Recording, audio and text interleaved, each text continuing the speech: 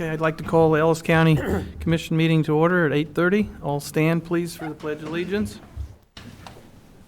I pledge allegiance to the flag of the United States of America and to the republic for which it stands, one nation, under God, indivisible, with liberty and justice for all.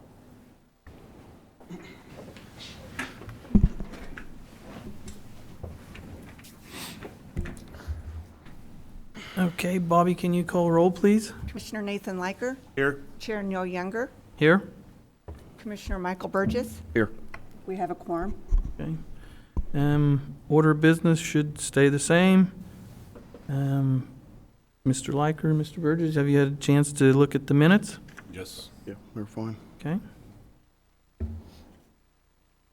How about the consent agenda? Had a chance to look at that? Yep. I move we approve consent agenda items A through G. Second. Okay, we have a motion and a second. All in favor, say aye. Aye. Aye. Motion approved. Any issues from anyone in the audience? Okay. Okay, Jennifer, and with the introduction to a new employee.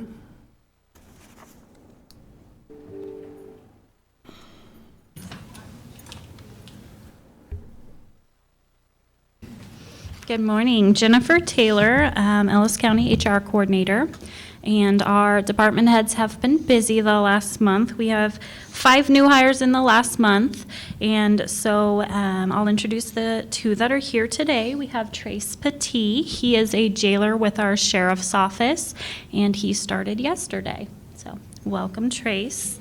And then we have Rose Hammersmith, and she is a motor vehicle tax collection clerk with the Treasury, and she started within the last month. So welcome, and thank you for joining us. And we also have 3 EMTs that have started. We have Isabella Bullig, Tom Bright, and Jeffrey Huffman.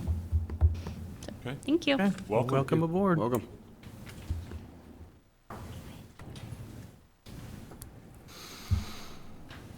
Okay, Brandon, with the box culvert.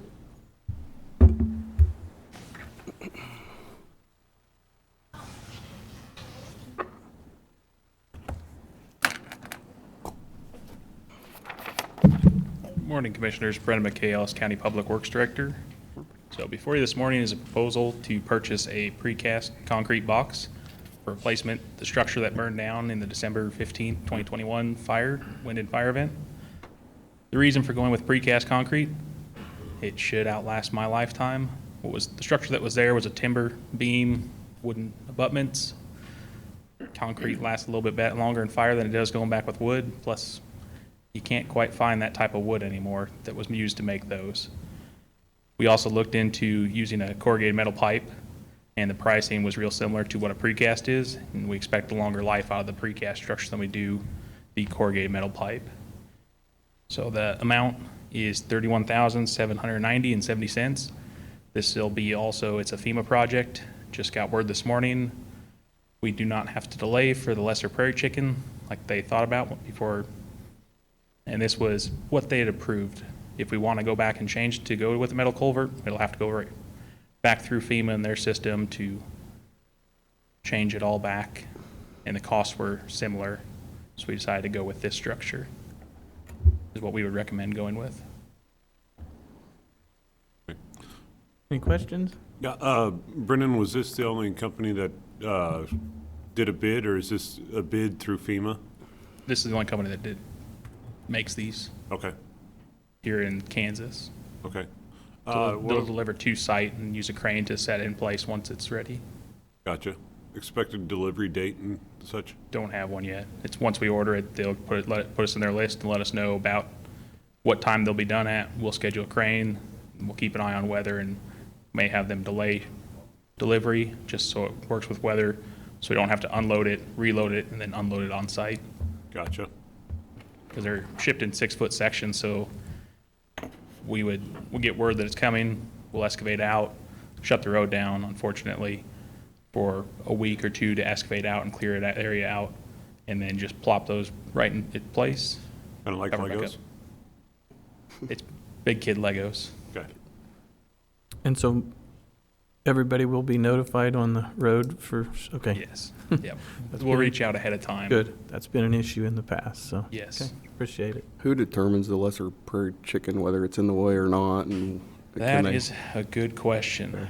So the EHP, Environmental Health, or Environmental and Historic Preservation, were the ones that reached out to us when we were getting approval for this, saying that area, we will be willing to wait from February 2nd to July 31st, do no construction in that point in time for the migration of the lesser prairie chicken. They've determined that that will not obstruct us, which is good because this project, the 18-month clock started when the disaster was declared in February of '22. So we have until August 17th to finalize repairs without an extension. So, and I, talking with them, I said, I'll need an extension if we have to wait, because 2 weeks, depending upon weather in August, may not be enough time for us to install this, because we'll still have to go back and pour wing walls. If you look at the quote, it's got exposed rebar on the ends. That's so we can pour wings on it on site.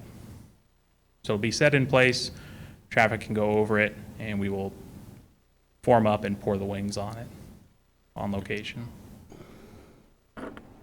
Okay.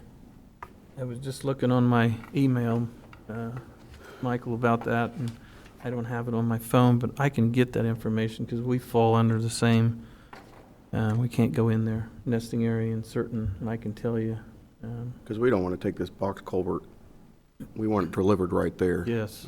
Otherwise, we'd have to take receipt of it somewhere else and then figure out how to Yep. move it again, so. And I got clarification from FEMA at about 8:01 this morning. I called our project manager to see if they had heard back from EHP, if we would have to delay this project, because we would just delay delivery of it. And they gave us the all clear.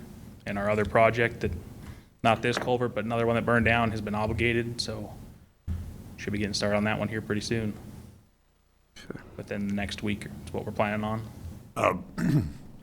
Brendan, with having to pour the wing walls and stuff, have you already accounted for all that in your budget for '23?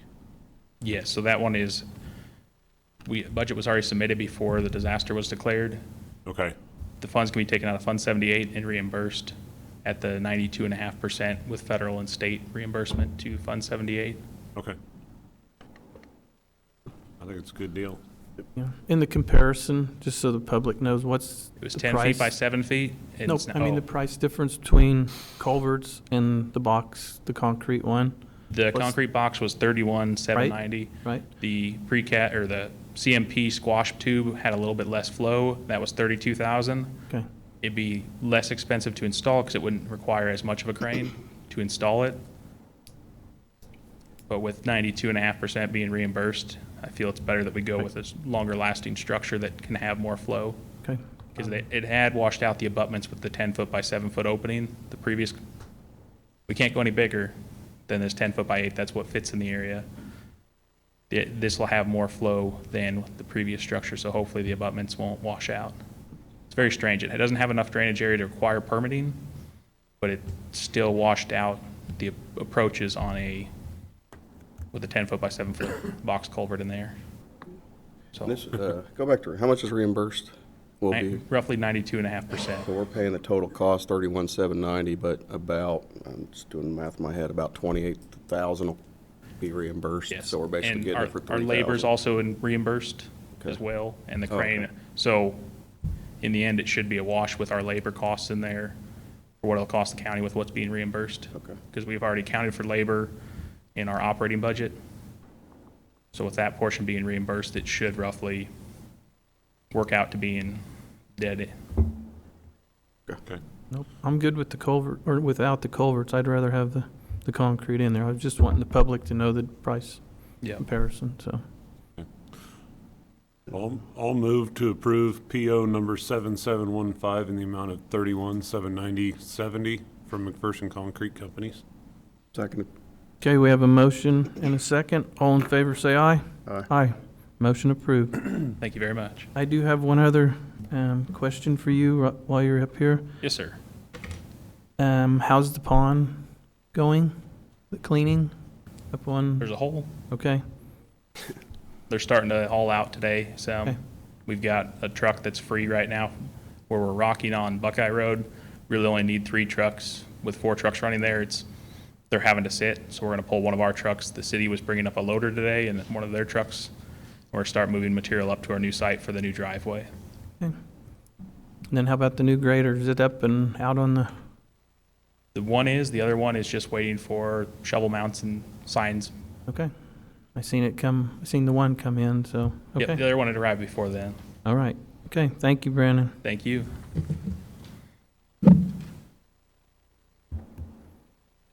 Okay, the ambulance purchase? Good morning. Good morning. Danita Schrader, Director, Ellis County EMS. I'm back again. I finally got some numbers back on the ambulance that we were trying to purchase with the chassis. I'm not sure what you want me to all go through. So we were going to replace our next vehicle, which is a Chevy Horton remount, and we had placed that order in September of 2023.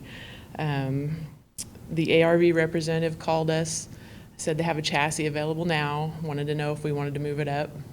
So we came here to get approval for that. I did ask him if we move it up, if we could still keep our place in line for another chassis, and he said we could do that, just that the material prices have gone up about 8.25%.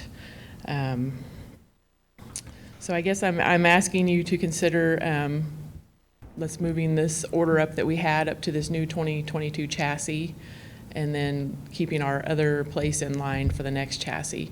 This will help keep us in line with our replacement plan. We try to do that every 10 years, or roughly 125,000 miles, but they've been getting a little more on them. They've been doing well for us and holding up, so we've actually been going a little bit over that. I feel this is a good option for us right now, just with the lack of chassis available. And I guess I just think this would be a great deal for us, I guess. Do you guys have any questions? And I kind of talked with Darren about this yesterday. Excuse me. We were scheduled to put a new ambulance into service in '23 is what our initial goal was when you went out and did the bidding process. Yes, But- end of 2023 probably when we expected it. Okay, and so this will help us get there. This will guarantee us that we get one in service Yes, in the calendar year '23. yes, Okay. And then we're just going to keep on our spot on the list to hopefully put one in service Yeah. in '24 also. correct. Okay. Yep. Okay. Mr. Burgess, anything?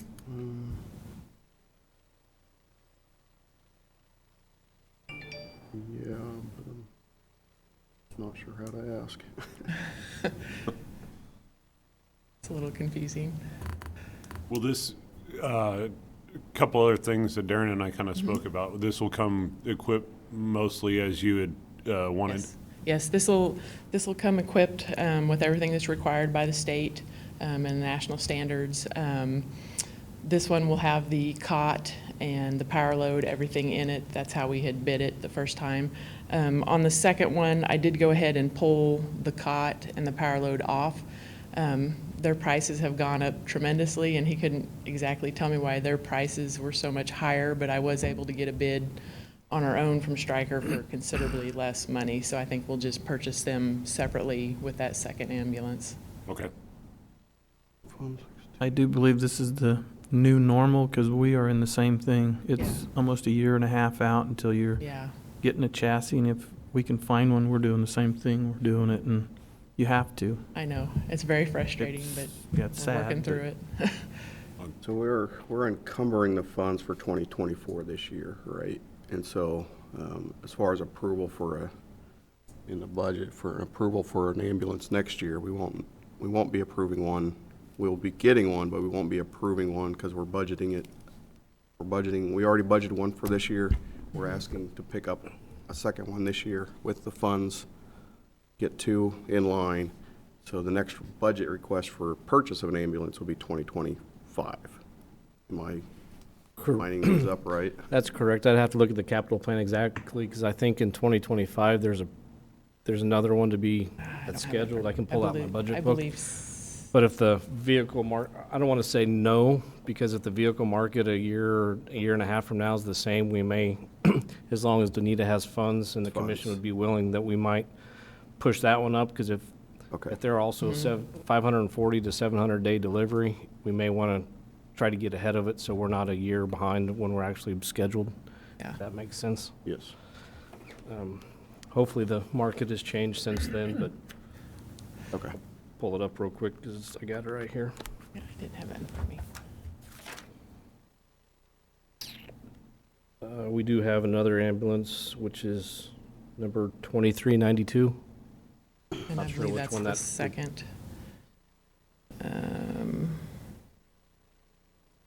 Yes, that'll be a third ambulance, if that's the one you have on there. My second one is for Unit 5082. Yep. The one that would be for today is 5082. Yeah, Yeah, that's the one that we're moving up. yeah. Okay. So if the market would stay the same, I wouldn't say that we wouldn't want to consider trying to do the same thing again, is to move it up if you're going to look at a estimated 700 day delivery. Okay. Okay. That works for me. Well, Yes, I'll move we approve the purchase of ARV Traumahawk X Series ambulance, 2022 chassis on the original PO of 7683 to place an order for ARV Traumahawk X Series ambulance for 2024. Second. Okay, we have a motion and a second. All in favor, say aye. Aye. Motion approved. All right, thank you. You bet. I may have made the wrong motion.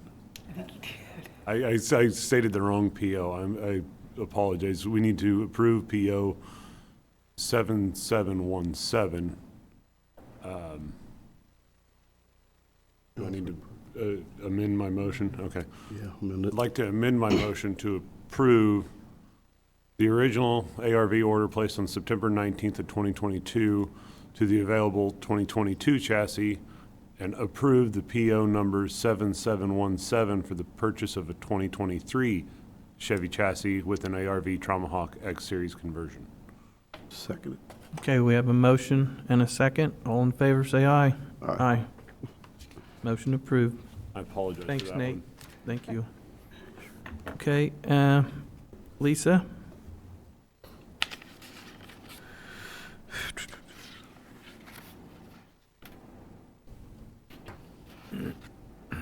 Read the wrong line. Good morning, Commissioners. Lisa Reed, County Appraiser. Little under the weather today, so we'll see how this goes. Hopefully I can get through this without a coughing fit. First of all, I wanted to visit with you about an open position in our office. We have an administrative assistant position open, and a lot of our staff is fairly new, and I'm not comfortable yet promoting someone into that position from within. And so I would like to, instead of hiring someone in that position, hire a Appraiser One office to fill that open position at this time. That would give us time to work with someone in the office, get some more training and experience, and then eventually move them into the administrative assistant position. That admin assistant is part of our budget. The Appraiser One office is one step lower, so we're not doing any pay increases at the time, but we'll still have the budget authority for the administrative assistant. And Darren suggested I visit with you before I move away from what's in the budget book. Have any questions about that? I have no que- That I do sounds not. like a good idea. Makes sense. No? Very good sense. Okay. Works for I me. didn't include a motion. Did I need to have a motion for that? Okay. Okay. Okay. No questions? No. Okay. And then I'll get ready for the next thing.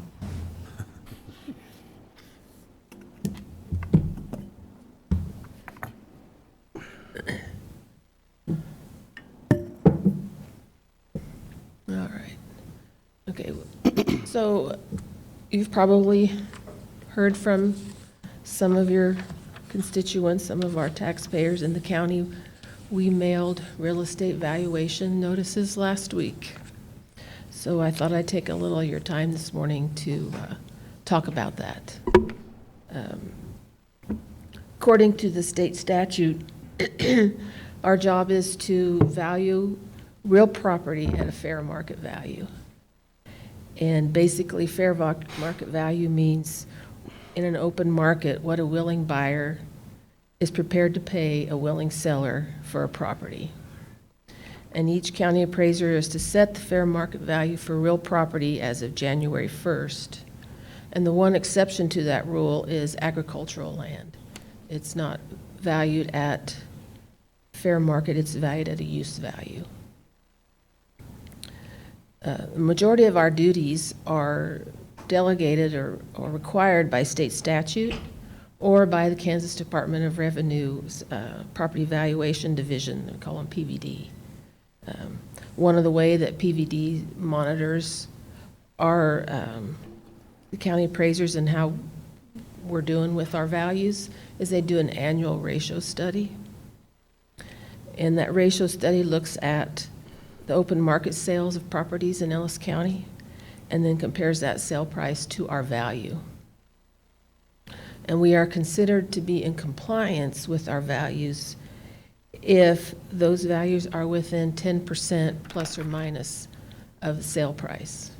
So if you have a $100,000 sale on a house, then the state says, okay, you can be within from 80,000 to $90,000 to $110,000 value of that sale price.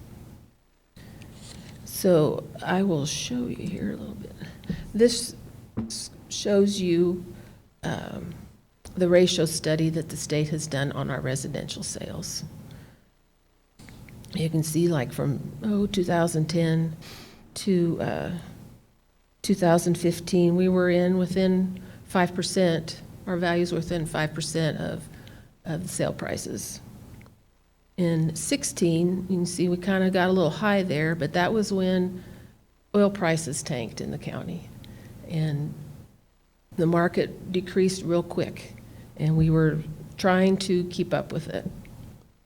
And then we get to 2021, and our market just went crazy.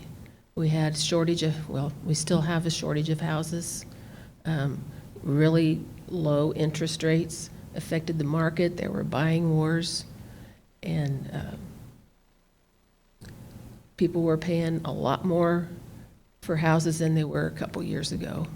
And you can tell that with the way our ratio is. For 21, our ratio was 91.2, so we were roughly 9% too low on our values according to the sale price. And we got preliminary numbers from the state for 22 values, and we're at 88.6.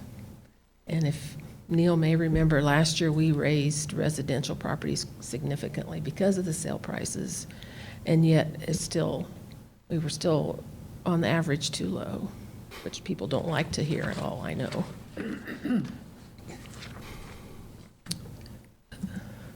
And I thought I'd show you this. This is our 22 values versus sale price. We set the values as of January 1st, and you can see we start in January, we just have a slow decline where our values get further and further away from sale prices. And then about July is about when the mortgage rates changed. And as the mortgage rates got higher, then the sales slowed down. They weren't bidding wars like they had been earlier. But overall, you can see the green line is 100%, where overall, most of the time, we were just still too low. Still not like what people like to hear. Oops. So I'm going to talk about other people are looking at the market, just not us. So WSU, they have the Center for Real Estate, and they put out an annual real estate housing outlook for Ellis County. And last year, for 22, their outlook was titled Out of This World. And this year, they stayed in there. It seems like there's a new surprise around every corner.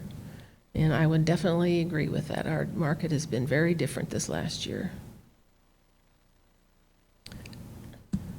Now, you've heard Doug Williams from Grow Hayes. He's been in talking to you guys several times.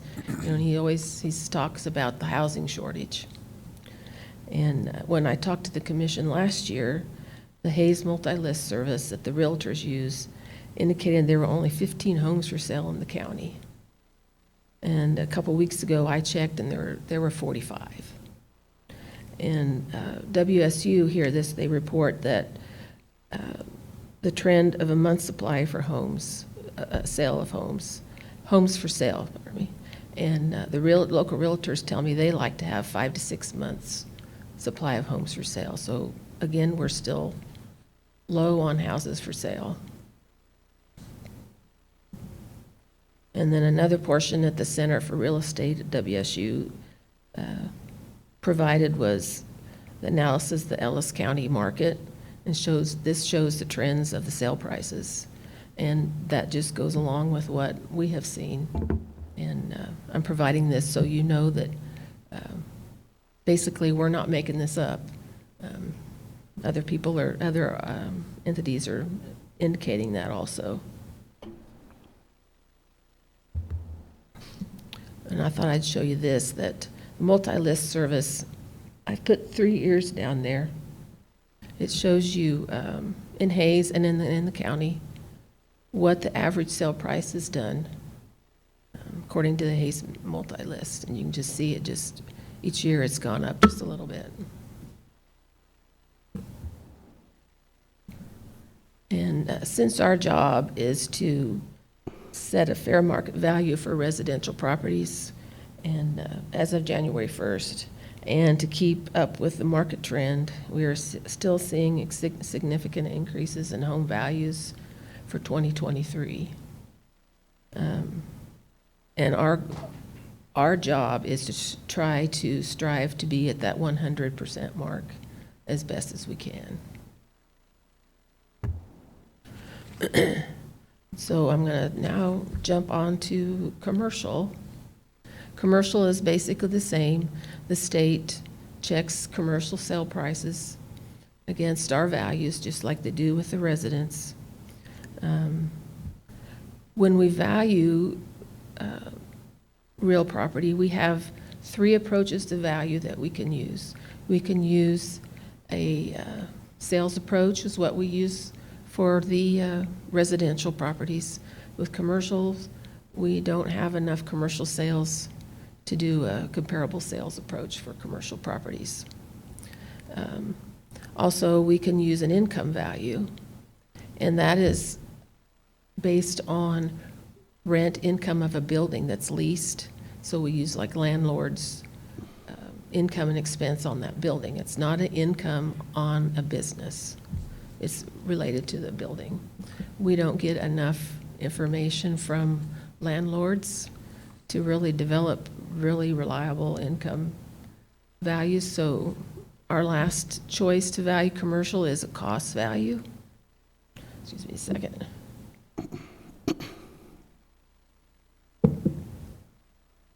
And that cost value is a replacement cost new using today's costs, and then we depreciate it for physical condition, economic conditions, the function of it, the basic conditions of it. So that's where most of our commercial properties are valued, how they're valued.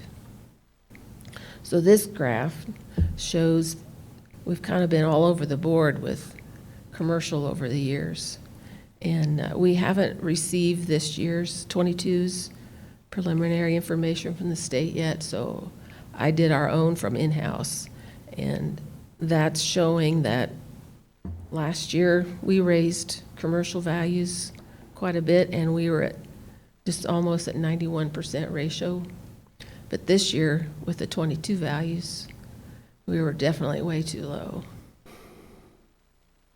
But the bad thing about that is, you can see there I have the number of sales that are included in that. That is a small amount of sales to be used to help determine values for the whole county. But that's the state's guidelines on how they grade us on our commercial values.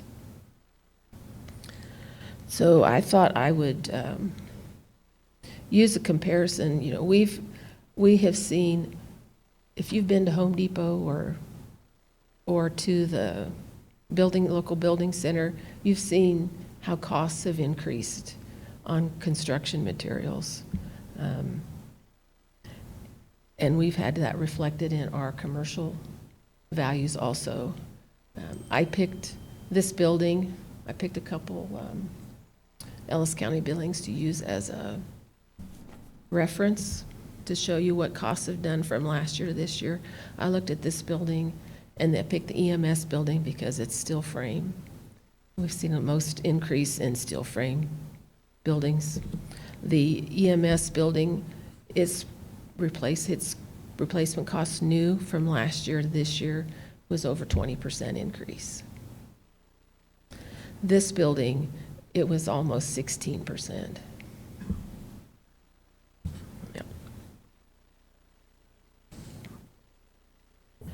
So I would say most of our commercial property owners, it's not unusual to see a 20% increase in their values this year. And it's all based on cost of materials. And that information is provided to us by the state. And I thought I would talk a little bit about our agricultural values also.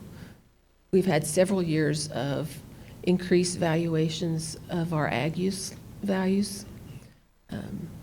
The state provides those to the counties, and they use what they call an 8-year moving average to calculate our use values. And it's based on landlords' income and expenses.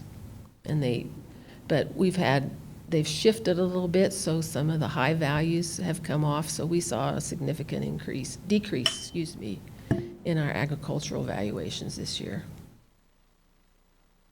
Now, on the flip side of that, people that have machine shed, implement sheds, utility sheds, steel frame buildings, they're going to be just like our commercial buildings. They're going to see a big increase in those also because of replacement cost. All right. So I'm just about done. I'm about done.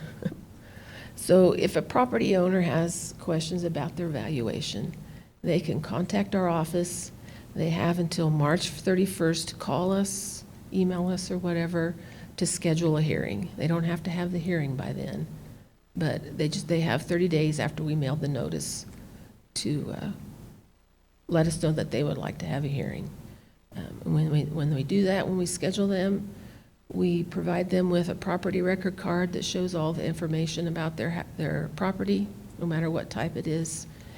If it's a house, we send them their comparable sheet that shows them what sale comparisons they were used to value their property. And I thought I'd just throw in some other deadlines here that our office has coming up. March 15th, all personal property owners have to notify us that they still own their property or don't own their property. And then oil, their deadline for the leases, the operators send in their leases, and any extra equipment is to be to us by April 1st. And then we mail out those notices to personal property and oil owners on May 1st. And then they have till May 15th to let us know if they want to have a hearing. And then we finish out the year where we turn all of the values over to the clerk on June 1st. Then we start with 2024. If people have questions or on their valuations, you have all this information that you share with them upon request? Yes, yeah. And, we encourage people to call and get their, so if they have the house, get their comparable sheet ahead of time. You know, a lot of people like to go and drive around, look at the houses that we used. You know, when we have informal hearings, you know, we do over 9,800 houses a year. Having an informal hearing gives us more of a one-on-one, this gives us a one-on-one discussion with the property owner about their house that we don't get otherwise. And the same with commercial buildings. I know I threw a lot at you, but is there something I can answer? Can they have a hearing every year if they want? Property owners have the option to protest once a year. They can have a hearing at this time of year. If they don't, then they can pay their first half taxes under protest and have a payment under protest hearing. Okay. And if they don't do it then they can do the second half. But they can only have one hearing per tax year, but they can do it every year. Could you go back a Yeah. couple slides to the housing, the next one there? Here we go. The 88.6, is that on the property valuations that we just got here in March? Or is, Those are the 22 values. okay, They look at 22 values and 22 sales of homes to see how our value of January 1st compared to the way things are selling in 22. so looking at that, we just got most people got their valuations and there was an increase. Yep. The expectation, though, for next year already would be that we'd probably, if we're trying to get to that 100, another increase going into 2024. It's going to, depends on what the market does. Okay. You know, interest rates have kind of gone up and down a little bit. They're still a lot higher than what they were. There's a lot of factors going into that. And I don't know how, you know, we've had a lot of new homes built, especially up in the RHID area, and see how well our inventory of homes for sale is. We watch that all year long to see how it does. I don't know if you can answer this, Darren might be able to. As far as, I mean, these appraisal values, is this what we're essentially going to be using for our revenue neutral when we get to budget time? Based on what just came out, fairly certainly, right?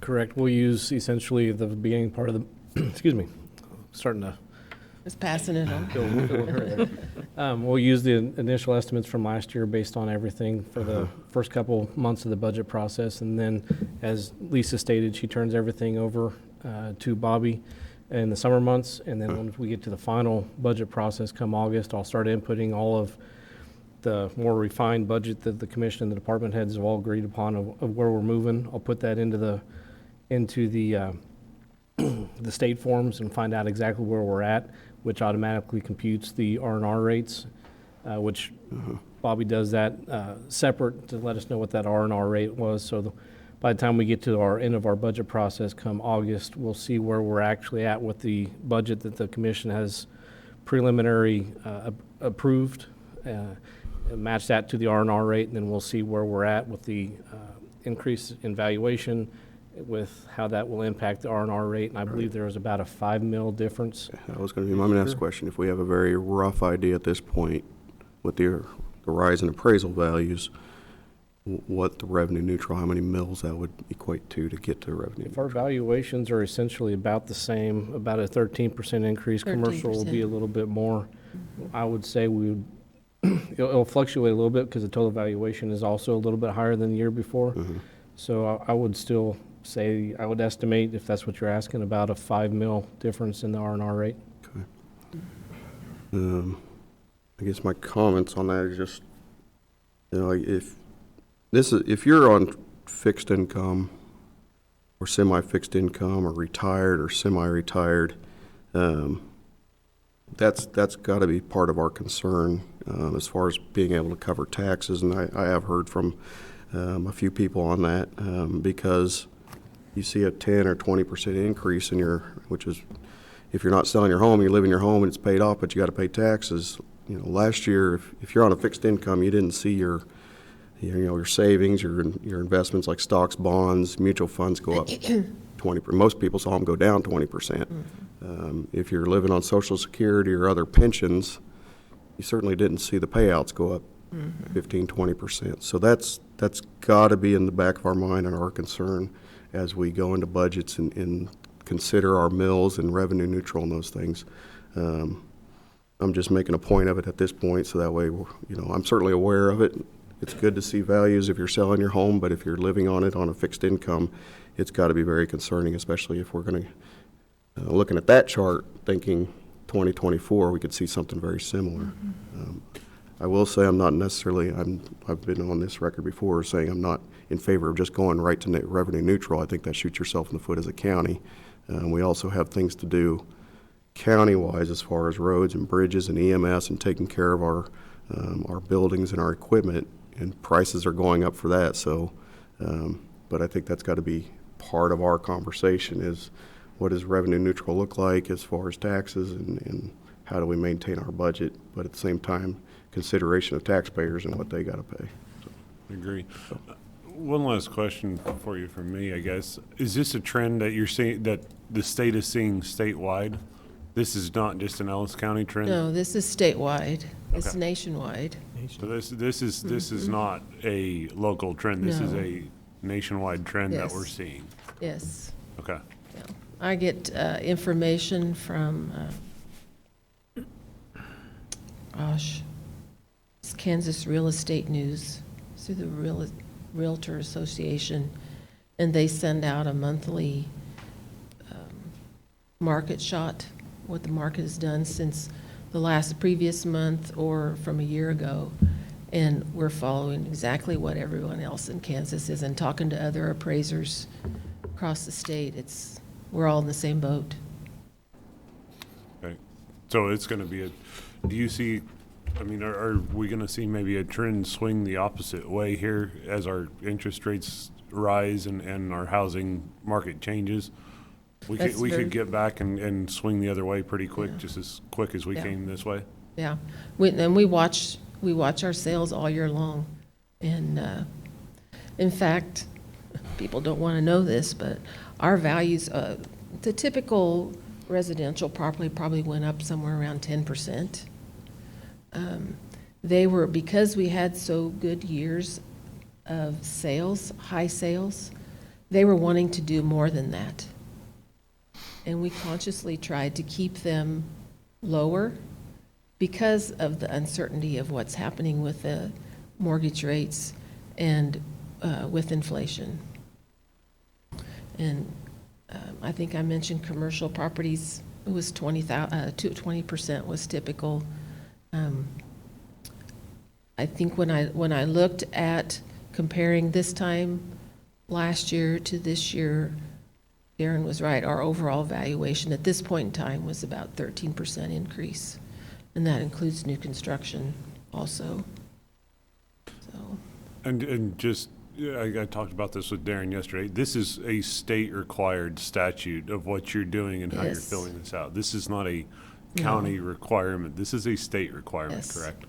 yes, and when I had a 90-year-old lady in my office, when she paid under protest, she said a lot of things that you said, Michael, about on a fixed income, only they have Social Security.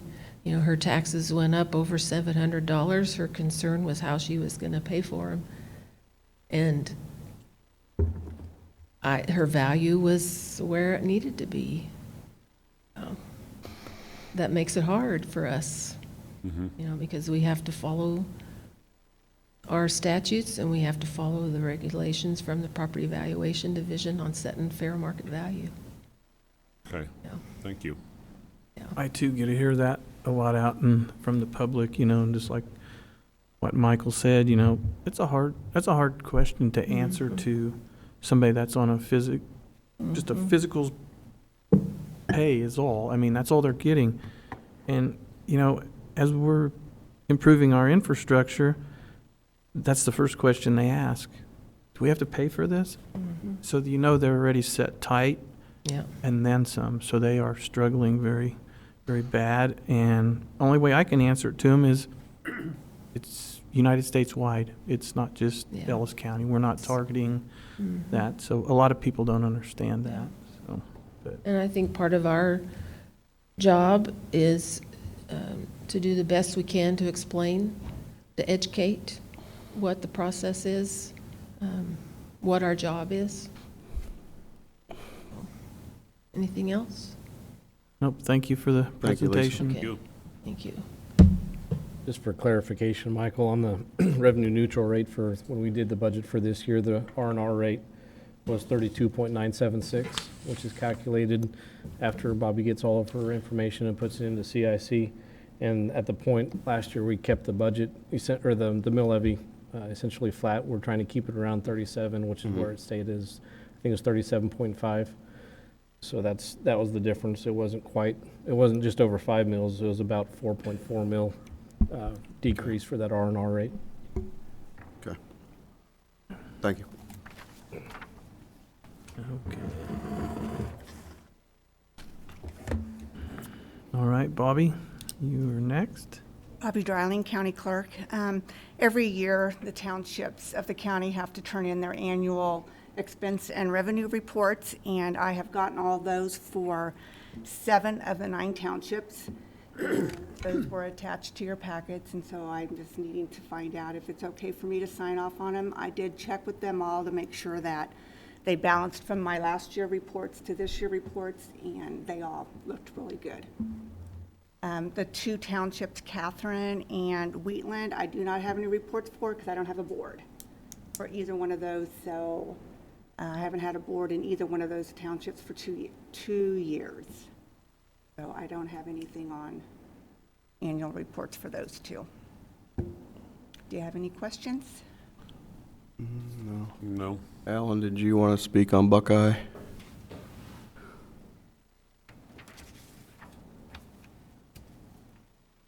Thank you. Alan Schmidt. Just had one thing I wanted to point out to the commissioners. You may be aware of it. First of all, Bobby usually has to remind me to get my stuff in, but it's in, right? Yes, you got it. Good, yeah. We have a hall out there, Township Hall, and I don't know if you've seen it, but that's part of our income each year. We rent that out to people in the community. And one of the issues that we've run up against, if I can I approach you and hand you a picture? Okay. This is a picture in the back of Buckeye Hall. Thank you. The land around us was sold. Thank you.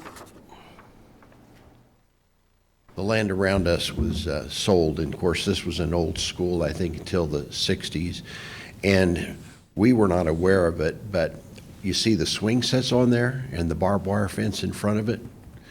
That is the property line. Now, for ages, 50-some years, Buckeye has used that area, and we do have a lot of families come out to use Buckeye Hall.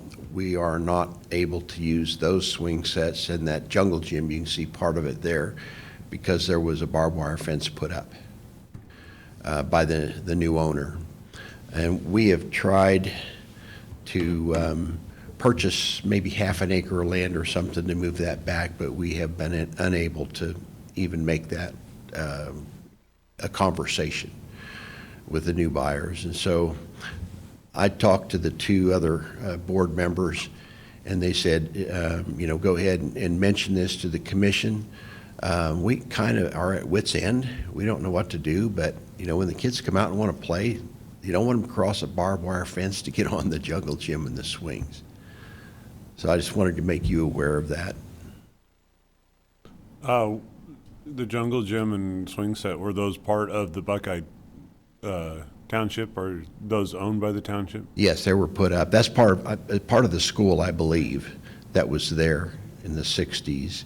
And that land was, I guess the land, the zones were, or the lines around Buckeye Hall were where that fence is. At least that's where the sale ended up putting them, because I went out and stepped it off and everything, but we haven't done any kind of survey on our own land. We just went with the survey from the new buyer.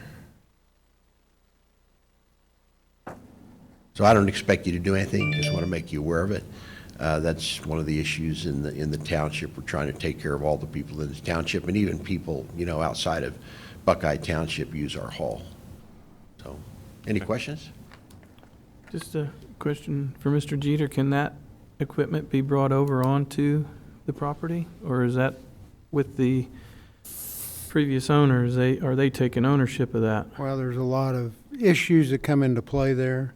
And keep in mind that townships are separate municipalities from Ellis County. They have the right to own property and sell property, so you have no jurisdiction over what the township may or may not do with their property line. You could have issues of prescriptive easement, and, I don't know if that's ever been surveyed to actually determine by survey the boundary line. Certainly the equipment would belong to Buckeye Township, and I would think they would have some legal process to at least have their equipment removed and restored back on their property. That's- I have been made aware of the situation, and I've actually talked to an attorney on behalf of Buckeye Township, and but it's not a county issue. It's a Buckeye Township issue. Okay. And it needs to be resolved. It's a So you're stupid aware. argument, actually. Anything else? No, Thank you. Thank you. Thank you. Thank you.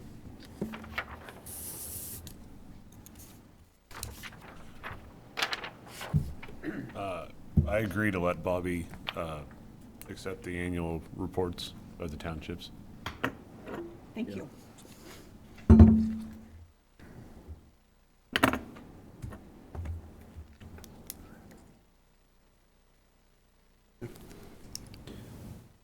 Okay.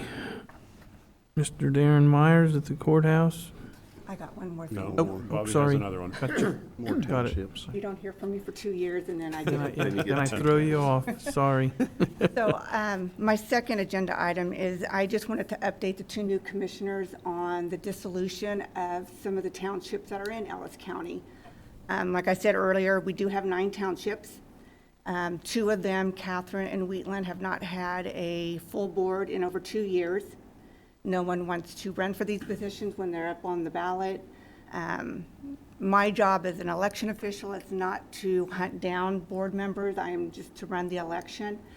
So when I took office 2 years ago, I contacted all 9 townships, and I said, you have the option, can dissolve, because right now, other than Buckeye Township, all of them just levy, or they don't levy because they have enough money in their bank for their annual publication, to pay for their budget preparation, and to pay their board members for their meetings.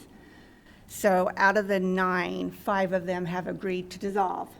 And so like I said, you can see by my agenda item that Big Creek, they are interested in staying as a township. And so I never have a problem with them in getting a board, and they do sign all the cereal malt beverage licenses for the fairgrounds. Buckeye, I've never had an issue with them having a board, and they always, they will levy for the upkeep of their school building out there. Catherine has not had a board in over 3 years, and as a matter of fact, the treasurer and the trustee that were there 2 years ago that both got office, they both resigned, and then the 3rd member moved to Hayes, so that took them out of the running. Freedom, I spoke with them. They are not interested in dissolving.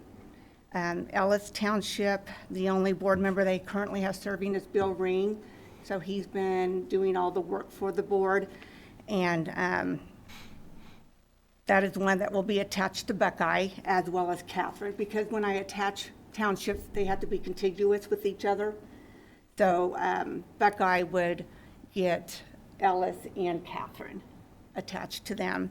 And then Lookout, they had been contacting the clerk for the last probably 10 years saying, we want it out, but no one's ever done it.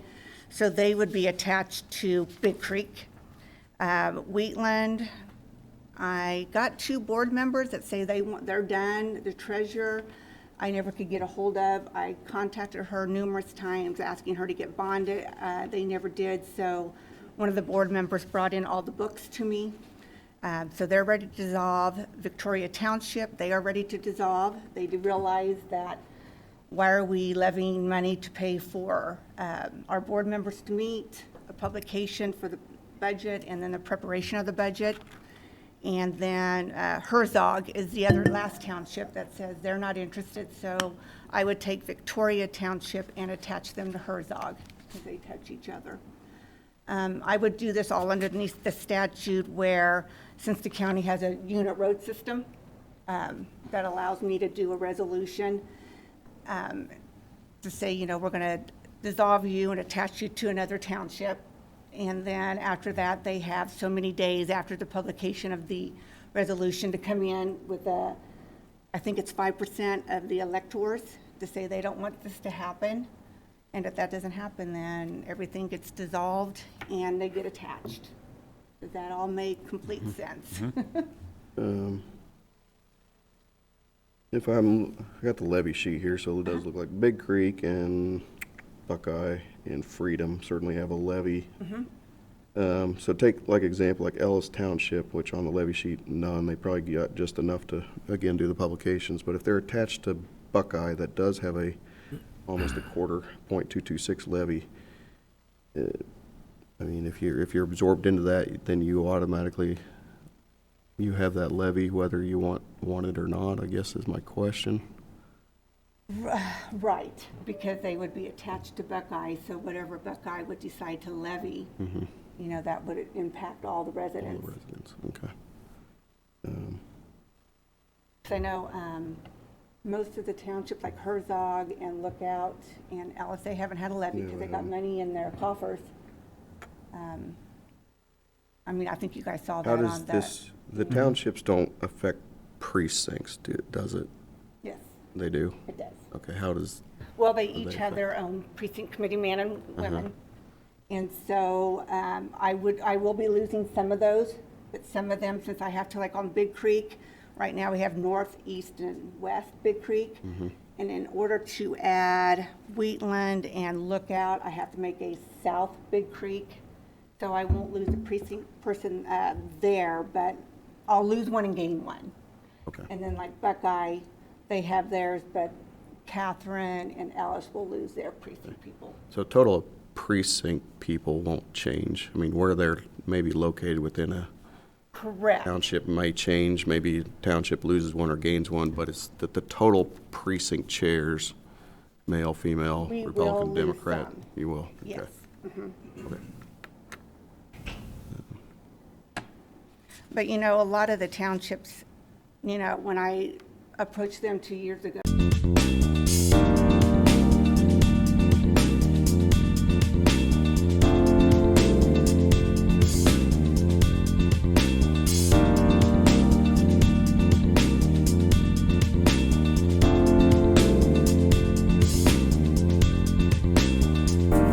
you know, it's one of those things that, you know, we have them on the ballots every even numbered years, and people get their name written in, so we call them and say, hey, you got your name written in, here's you're in there, like, I don't want it. You know, and I had one full board, which was Ellis Township, they all quit at the same time. When one of them was up, he's like, I'm not running, and the other two said, if he's not running, we're out. And so we lost the whole board. And then, so. But like I said, and I'll bring this back up, you know, at the beginning of the year and go from there. But I just kind of wanted to update Okay. the two new commissioners. Thank you. Okay. Thank you. All right, thank you. Thanks, Bobby. Now we can go to Darren. If you want to talk some more, you can. I'm done. Okay. You won't hear from me till next year.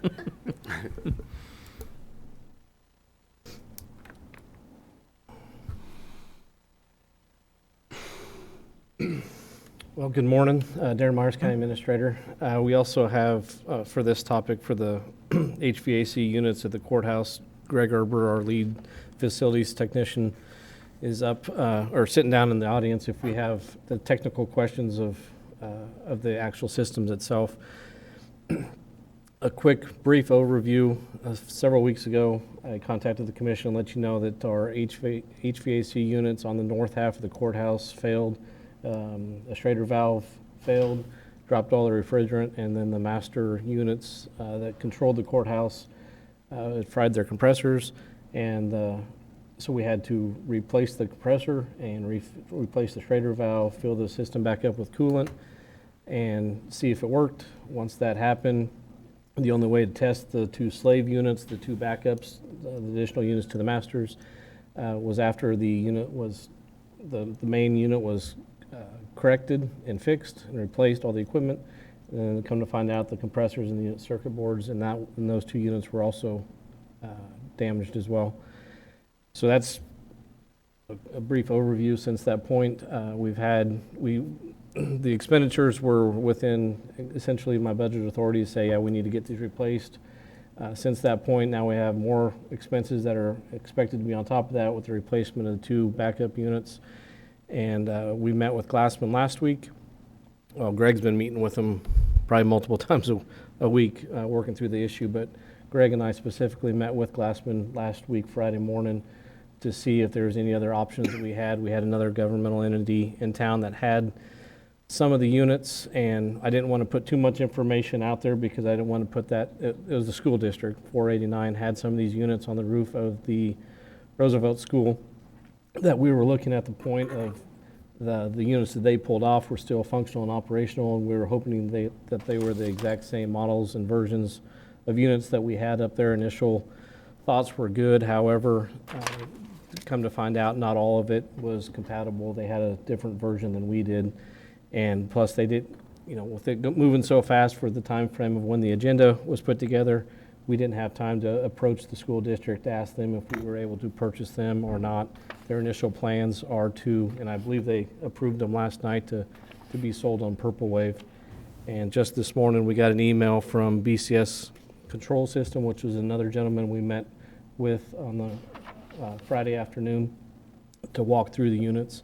And he gave us a list of components that are a part of the school district's units that there's, I think, a couple compressors and several circuit boards that we could use if we were to purchase those units off of Purple Wave at a reasonable price that we could essentially store. And if this were to ever happen again, I guess we would have those parts for essentially next to nothing. They don't think that they're going to be selling for anything more than what scrap value is for those.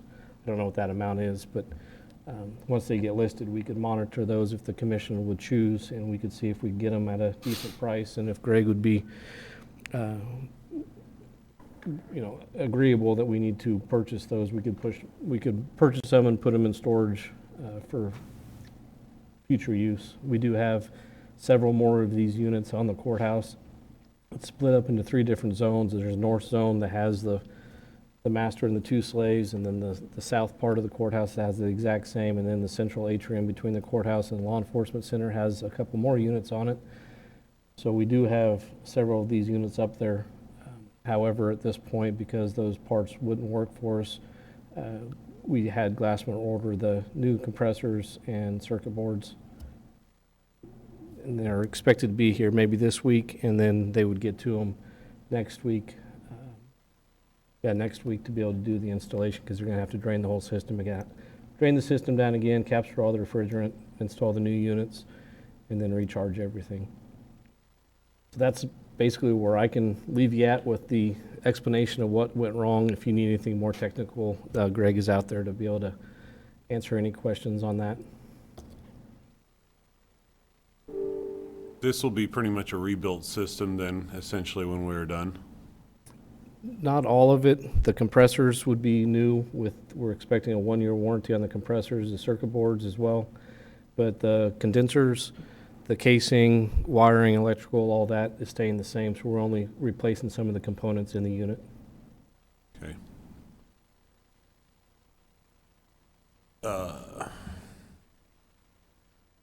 What life expectancy after we do some of these repairs, is it about another 8 years out of it?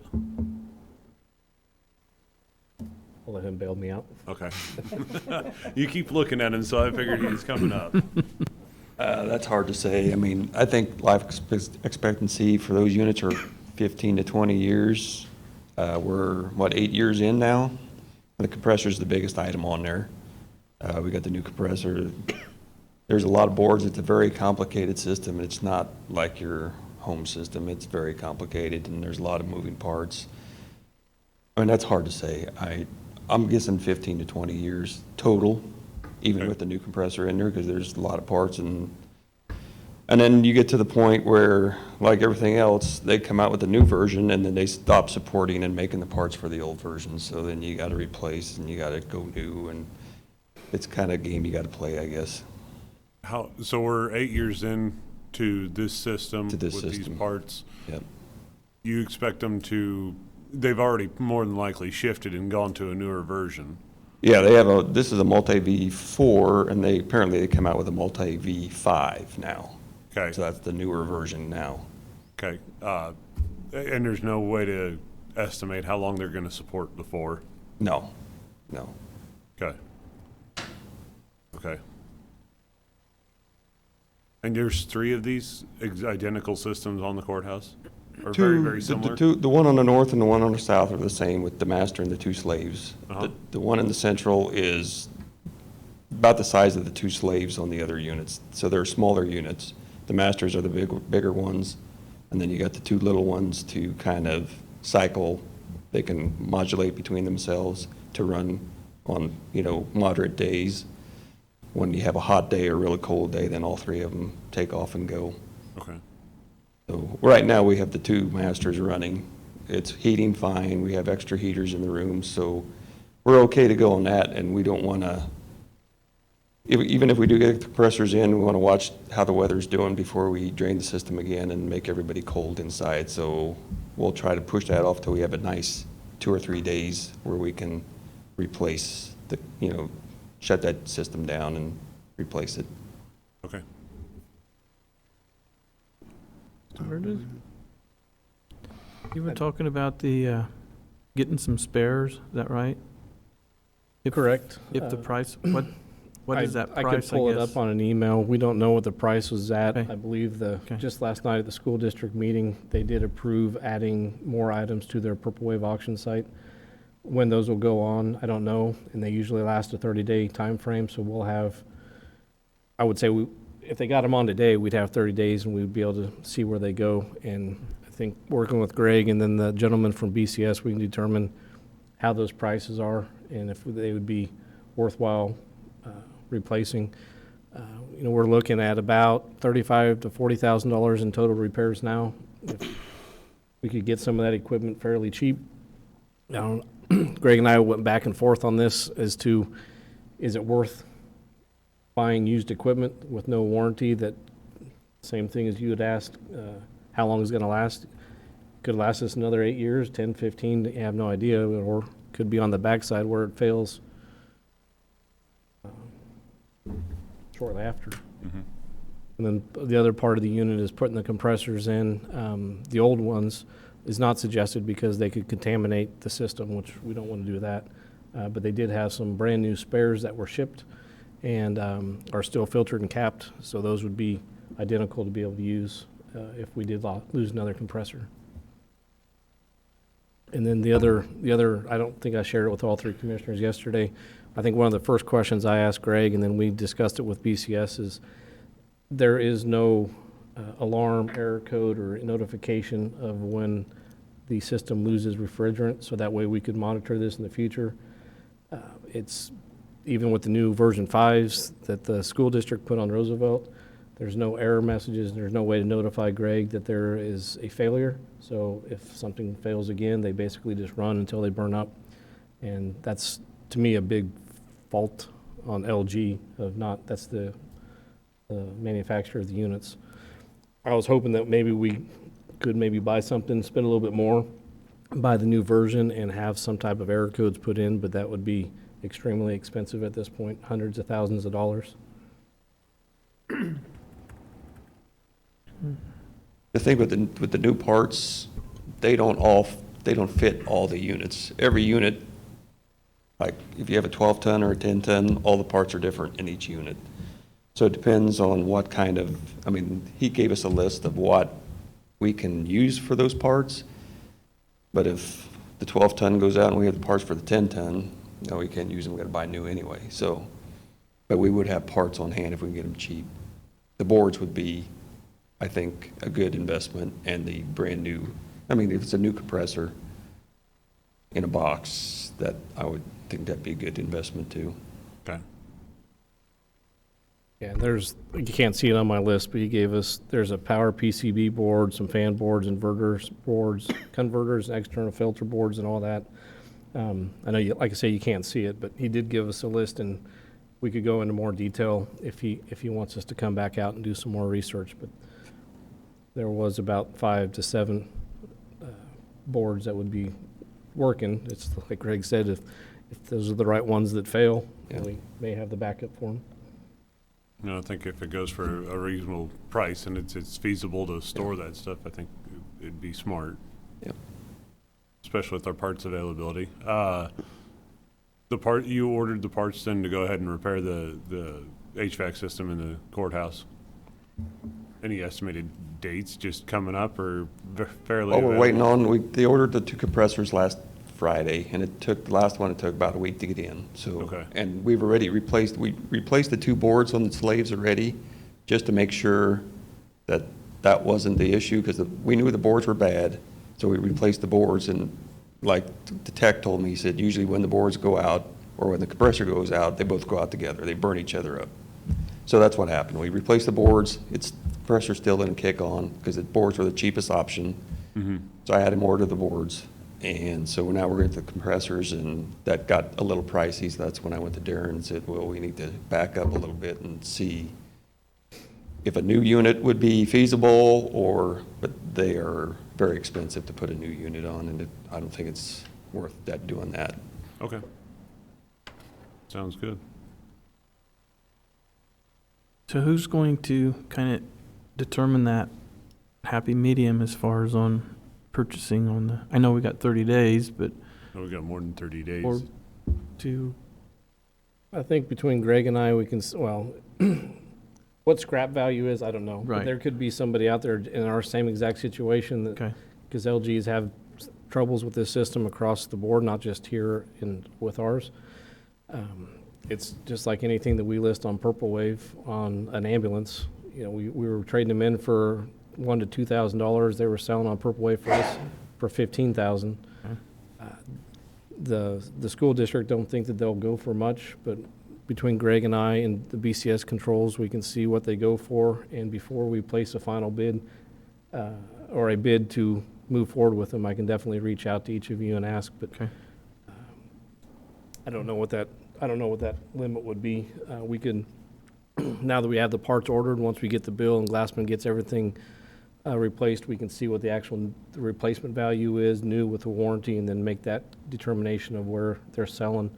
Because there's going to be they're selling them in bulk, to my understanding. They're not going to sell one unit here and one unit here. They're Okay. putting it all together. So overall, we're going to buy stuff we don't need, but if it still goes for next to nothing, I guess we could resell it again on Purple Wave, the stuff that we wouldn't need.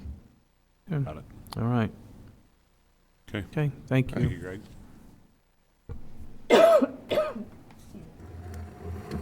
Okay.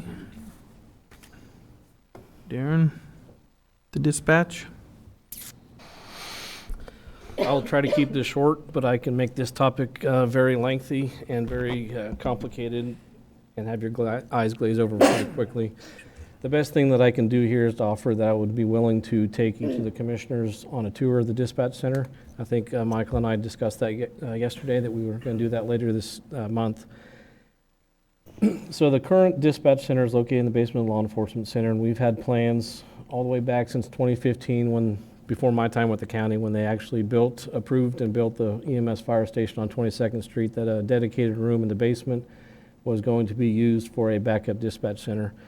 However, the only thing that was funded for that backup dispatch center was a room and a mini split to keep it cool.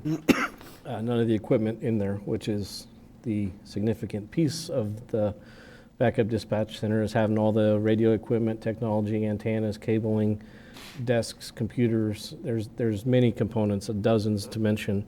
None of that was part of the project. So as we've kind of progressed through the dispatch center over the last 8 years that I've kind of been in charge of the county's infrastructure there, we've done a lot of equipment replacement to get us up to speed in the actual dispatch center itself, including getting onto the next-gen 911 system with the state, updating all of our consoles, updating equipment in there as well.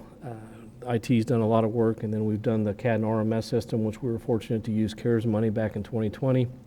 So now the next focus was kind of the North Tower, which was approved last year to replace the public safety radio system out there, which would have been nice. Last night, several times as we were up there, and they were actually up there again at 5 o'clock this morning, not having any radio signal. But moving on, the next big item was to start working on the backup dispatch center.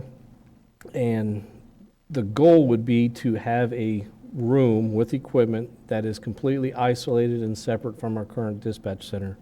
That means if, I don't want to joke around about this because it actually happened. If we had a flood in the dispatch center about 2 years ago, the sprinkler had popped out and flooded the room and damaged about $100,000 worth of equipment, which could have been 10 times worse. Luckily, we minimized the damage there, but the goal is to have that backup dispatch center. So if we had to completely abandon that building for whatever reason that may be, it could be something as simple as a gas leak to a carbon monoxide leak, etc., that they have some place to go to answer 911 phone calls, to dispatch public safety crews, and that is in everybody in Ellis County. That's not just here in Hayes. That's Fort Hayes, Ellis, Victoria, everybody in the county as well as the city of Hayes. And also talk to them on the radios. So all of that equipment ideally would need to be on a backup center. Technology today is expensive, and the direction that we've kind of been moving and progressing over the last year with the previous commission was to make that a stand-up backup center. With 2 new commissioners, I think it's worthwhile for me to bring this up to the new commission to make sure that we want to continue in that direction, with the understanding that there's going to be future costs associated to it. Some of those costs we've identified within our ARPA funds that we still have remaining. The largest purchase is a backup data recovery system, which we didn't have enough funding back in 2020 to put a backup system in to duplicate everything that's down at the law enforcement center for the computer-aided dispatch and records management system. The next largest piece, which we got essentially comped to us for free in the North Tower project, was a dispatch position, so that way they could page out, talk to, and communicate with everybody in the outside the dispatch center. And then the next largest piece would be adding 911 positions over there. Currently, how that works is all the 911 system is filtered into the dispatch center. They take the calls, and if there's more 911 calls than there are 911 lines, they roll over to our admin lines for the dispatch center. What would happen over there would be they would basically roll those 911 centers over from one location to the other, and we'd still be able to answer those 911 phone calls. The way it works now, if that dispatch center would have to close, they would be diverted to another county dispatch center.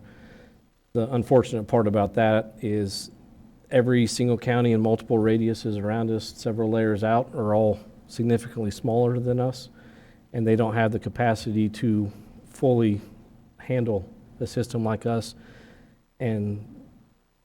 or for our population or our 911 calls. So for that to push off onto a smaller dispatch center, it would be better for us to house our own backup dispatch center in a smaller scale.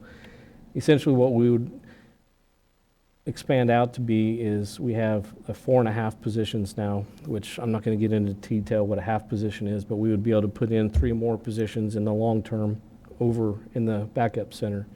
So we'd expand from 3.5 essentially out to 7.5, which could be used as a training center for new dispatchers. It could be used during events such as Oktoberfest, Wild West Fest, or last weekend we had district wrestling, softball tournaments where there's a significant increase in population and calls throughout.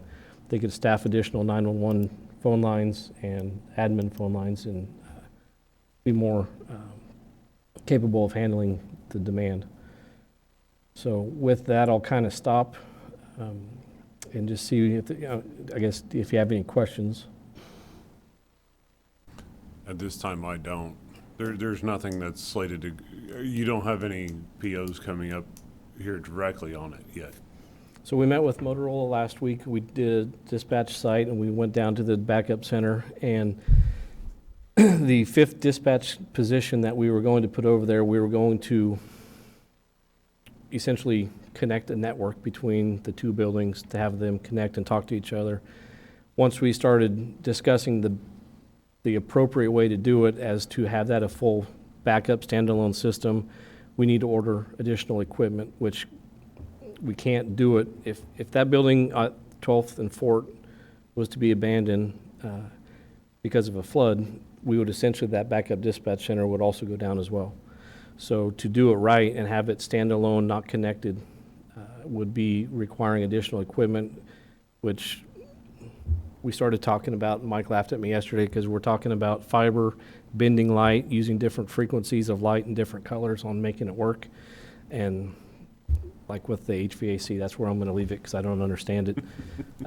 It's kind of a workaround to do it, to make it work connected to the current dispatch center, but that's not optimal.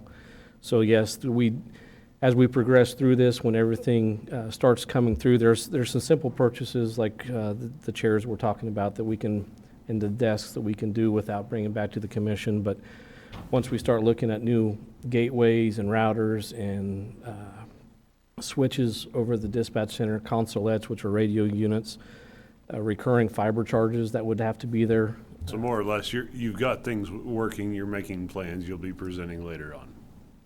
Yes. Okay, got it.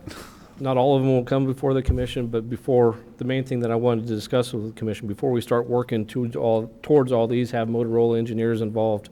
I wanted to make sure that the commission was on board, moving in that direction, let you know there's going to be upfront costs, there's going to be recurring costs, there's going to be maintenance costs. So that way we're not wasting our time, wasting Motorola's time, the installer's time on something that could be, and you still can say no in the future, but I just wanted to get a preliminary thoughts from the commission before we started working in that direction. You have my approval, personal approval to go forward with this because I know what happened with when our system went offline and had to be diverted to a different county. And the residents of our county are expecting when they make that phone call, it gets picked up. So I think it's a wise decision to put this in place. I too am. I think I'm sorry. Yeah, I think you know that because we've talked about this before.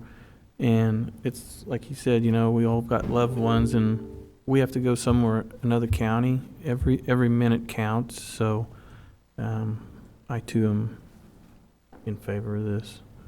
It's being proactive and be a good deal for the county. Seems like that didn't it go to Finney, Garden City or Finney back up for that? I seem like I recall. Our first route, so if we got several 911 lines, so if we have, say, one phone call over the 911 lines we have available and there's a dispatcher in the center, it will roll over to our admin line and they'll still be able to answer it. If that goes away, it goes down to Pratt County. Right, okay. And Pratt County Remind me handles- of the city county, so the county owns the equipment, right, in the dispatch center. The city's currently paying the dispatchers, Correct. correct? And that agreement will be looked at as they're starting to discuss moving into building a new police station. There's several pieces of that agreement that are already obsolete, that both the city and the county have identified that they're no longer intact. One of the things initially was the county would buy all the public safety radios, and then as we've expanded, departments have got bigger, the radios have changed. Now all public safety agencies are responsible for purchasing, maintaining, and replacing all of their radios. Okay. As we move forward with this over time, is there, I guess, an approach to the city to help pay for some of the cost of putting in a backup system here? I have not approached the city. I know we've had discussions about what the new agreement would look like, because it's entangled in multiple facets of that building. So the county pays for the insurance, the maintenance, the upkeep in the building. We house the inmates for the city of Hayes at no charge, and then we provide them the whole entire space for the facility, rent-free, no charge, no utilities, nothing. In exchange, the county pays for all the infrastructure for the radio in the county, and the city pays for their dispatchers. Like I say, that all will change as we start working through the city, discussing the building. I think this will be part of that whole conversation of backup dispatch, along with whatever changes are coming as far as them building another service center for their police force and those things, so, yeah. And those talks have, like I say, started. We had our first meeting with city staff in January of this year, just to kind of talk about our initial goals, about what that's going to look like. Nothing's set in stone. Obviously, a new agreement will have to be formed. There'll be a lot of stuff that will be dropped out of it because it's no longer pertinent. But any of those agreements throughout that process, once we get to there, that'll all definitely be brought to the commission, both the city and the county commission, on how that may look like.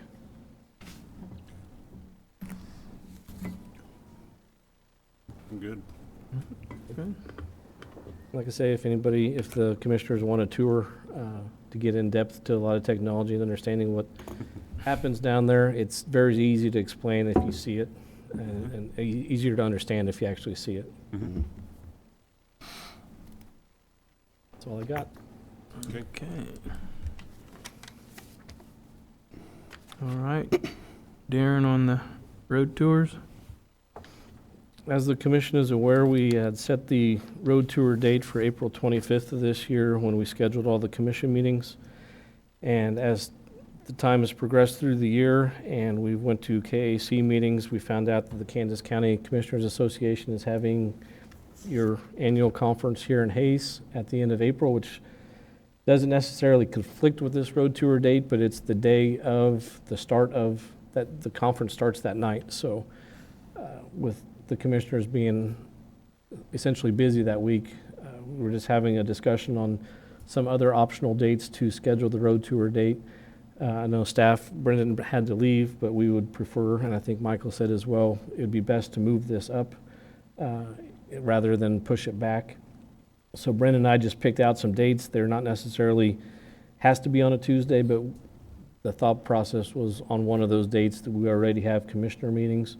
And essentially, we could have a regular commission meeting, adjourn, and then reconvene on a special meeting and go out and do the road tour that day. And it usually lasts all day. We usually get back about 4 o'clock. We drive several hundred miles throughout the county, and we look at different items that staff feels is important, upcoming projects that are identified in the capital plan. And then Brendan will also work with each of you to identify any areas that you want to go specifically see. We go out and look, and we discuss options, costs, estimates, and then any action after that would be follow-up at another commission meeting. So we're just looking for a date that would work for all 3 commissioners. I'm good with either the 4th or the 11th, either of those days. And I'd relate, the 11th's really the only one that works for me. The 4th, I'm scheduled to be out of town, and the 2nd, I already agreed to another presentation, so I'm a little bit hamstrung on those days, so the 11th works the best for me. Work for you? I'm good on the 11th, yeah. That's fine. I'll do the 11th also. Okay. That was easy. We like that. Brendan should be reaching out with you to get a list, so you might start Okay. keeping a list of yourself so we can work on that, and then we can build out a travel plan, so that way we're not backtracking all over the county. We kind of do a good loop. All right.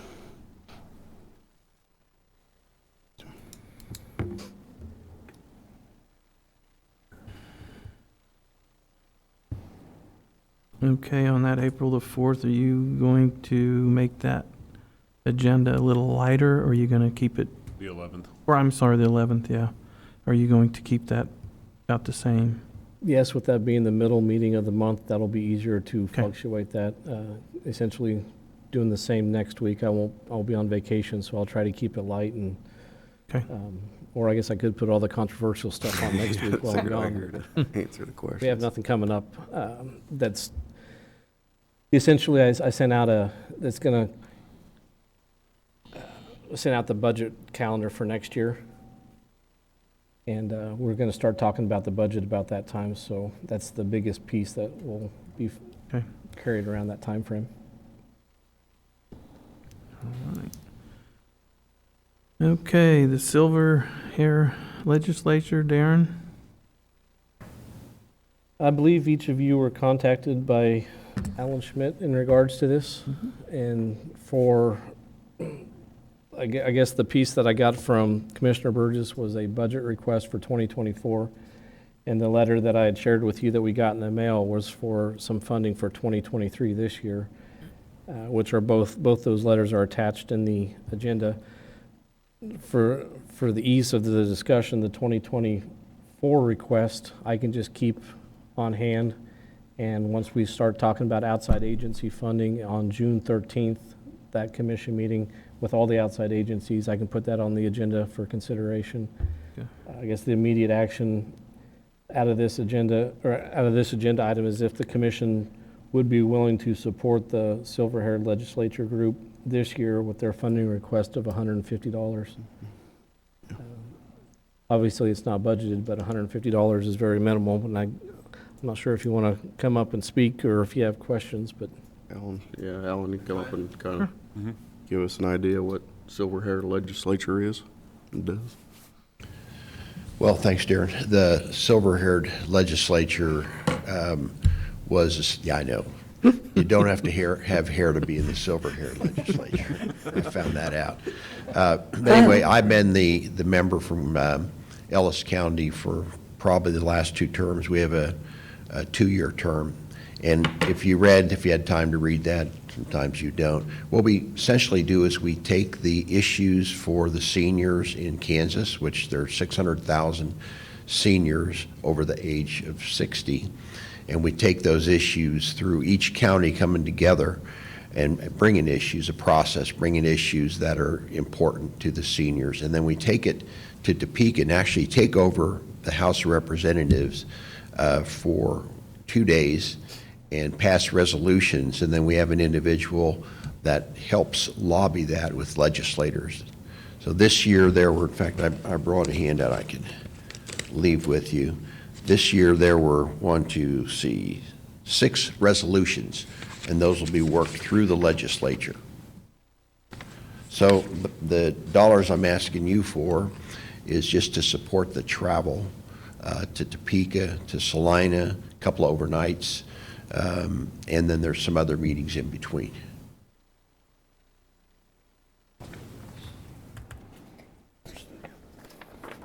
So it's a great organization. It does a great job for the seniors in Kansas.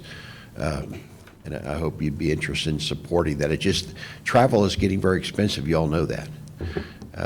And hotels are getting very expensive, more expensive all the time. So this just defrays that cost.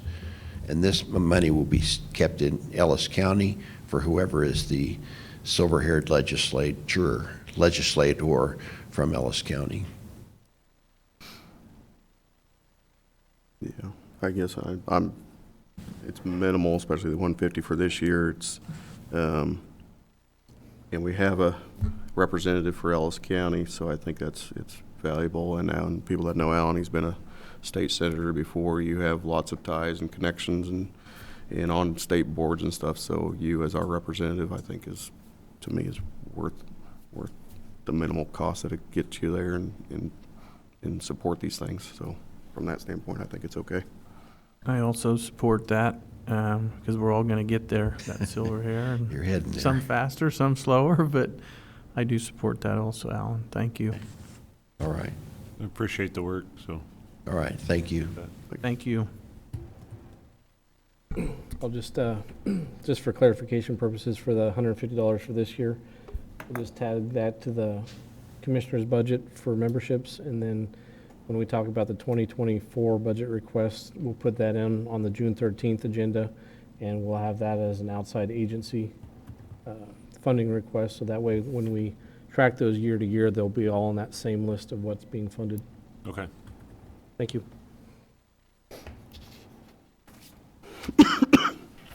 Okay, Darren with the emergency service training room chair replacement. I apologize, my pager keeps going off.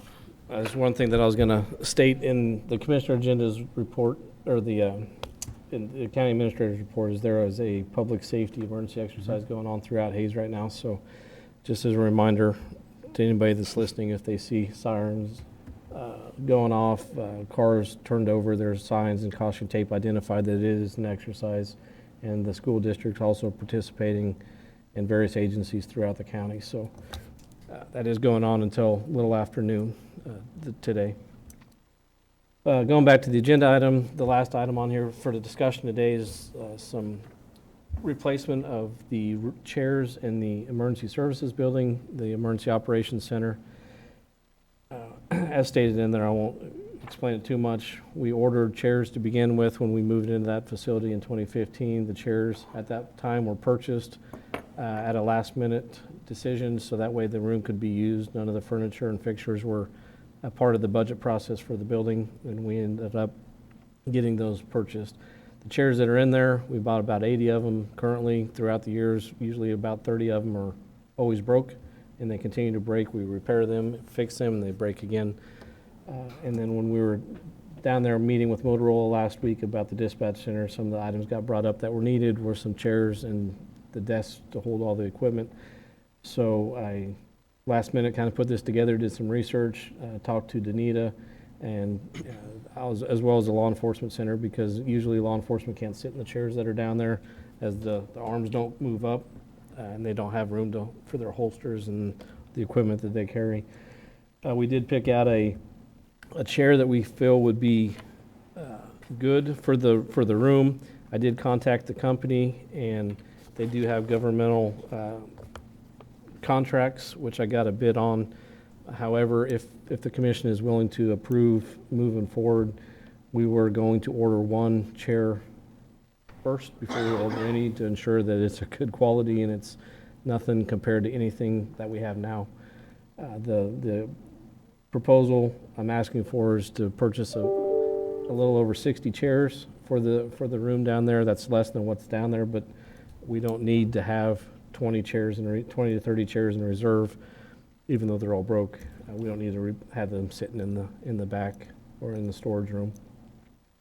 And but like I say, we would like to order one to begin with, just to make sure its quality is before we move forward, and then we would ask to use ARPA funds for this, since it was it's a one-time purchase, and hopefully they'll last a lot longer than the ones we have now. Do you think using ARPA funds is the best way? I mean, or should we use those for something else a little more pertinent? Essentially, everything that we've bought with ARPA funds are one-time expenses that is reduced on the capital load for the county. We haven't tried to purchase anything that's going to have any recurring costs. So with the HVAC units here, the admin building, the North Tower, all of those are capital projects that were identified. We have some of the smaller ones that we were kind of holding off until all the projects get done, to make sure we're not cutting ourselves short on any of the larger projects. So I feel in line with what we have been spending ARPA funds on. This falls in line with that. It just wasn't an identified item that was on the list that I've shared with the commission. Okay.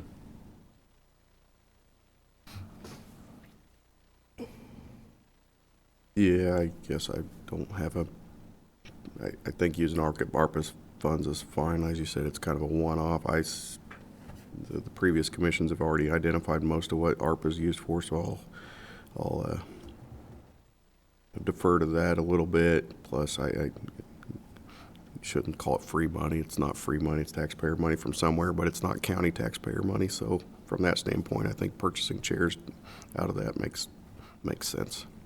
So. And just for the commission, I know I put a picture in there. The price that they're giving us was about $15 cheaper per chair, so that's about a 5 or 6% savings from what the list price is. That's already below what the MSRP is on them, which is a lot higher. But we're looking at about $14,000 is what those chairs would be replaced at. I suggest, I like your idea of getting it and testing it first, quality, before ordering the bulk order. We can give it a test run, so, yep. Races are fine, I'll allow it. Yeah. Then I'll be coming back because we have holes in the wall and other things that need to be replaced. Then we'll turn that down. We're not fixing holes. Right. Okay, I appreciate it, and that's all I have. Yep. Okay. Okay. County Administrator report, Darren. The last thing that I didn't have an agenda item for is just some clarification on a PO that was approved in February in regards to the graders, the 2 graders that were purchased. We filled out the PO, and I gave the actual PO numbers to the chair if the commission proceeds. The original PO was made out to Full Equipment, which is, to our understanding, where the lease purchase was going through. When we actually approved the purchase and got back with Foley and ordered them, their financial firm is actually called Bell Bank Financial.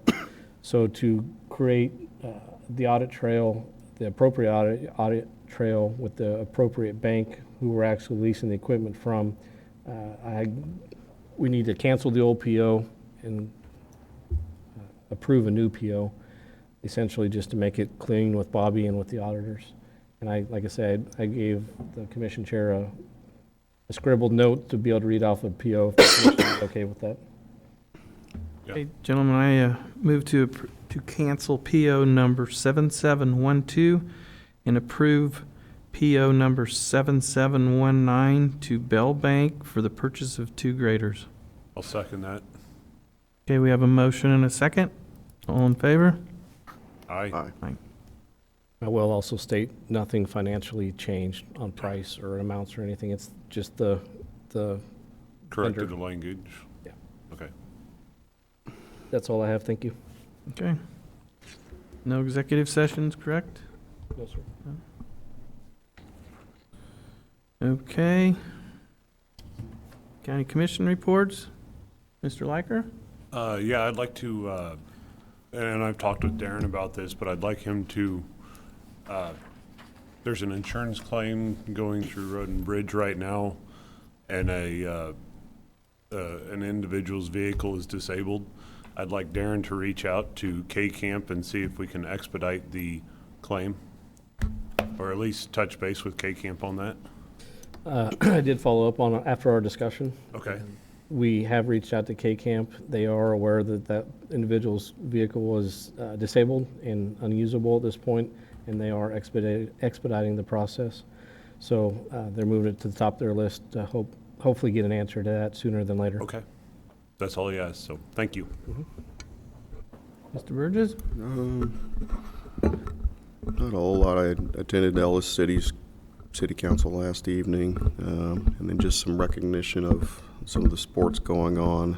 321A was last state, huge crowd here. From what I heard, I actually didn't be able to go, but a huge crowd.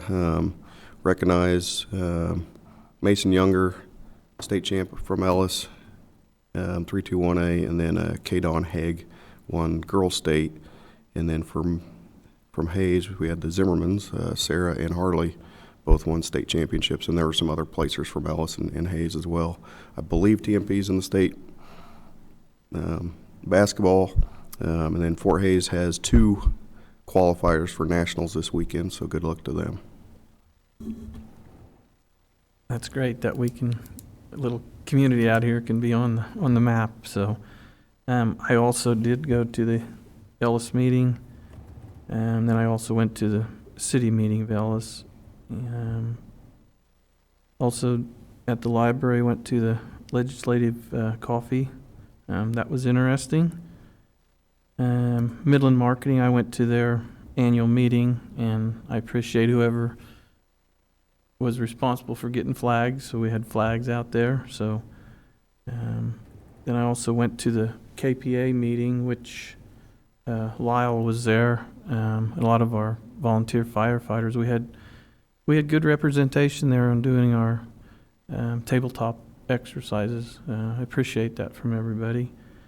And I'd like to thank John back there for making it safe in here today. And then also I'd like to thank the Fort Hays student for getting involved and wanting to get involved in it and maybe get deeper involved. So that's all I have.